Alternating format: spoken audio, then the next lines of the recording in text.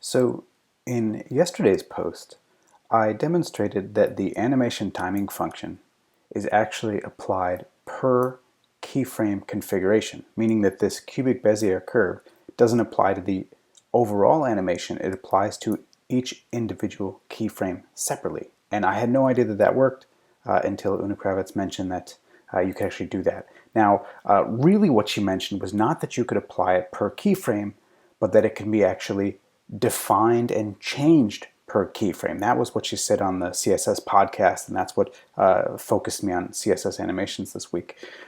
So what I wanted to do is actually focus in right now on what she was talking about, specifically that the animation timing function can be overridden per keyframe. So to demonstrate, we're going to have this Cubic-Bezier bouncing curve as the fallback animation, the default animation for the dot, and then inside of our keyframes animation, in the 40% to 60% segment, we're going to override the animation timing function using steps.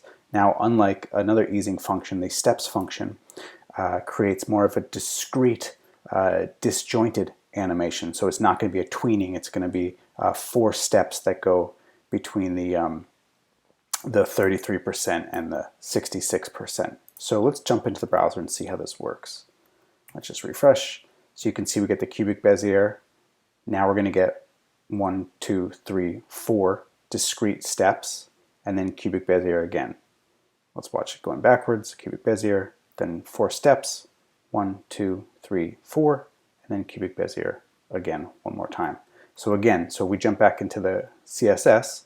What we're seeing here is that the default per keyframe segment animation is using this Cubic-Bezier timing function, right? So it's going to use it here and here, and then here and here. But then from the 40 to 60%, we're overriding that timing function with our discrete steps.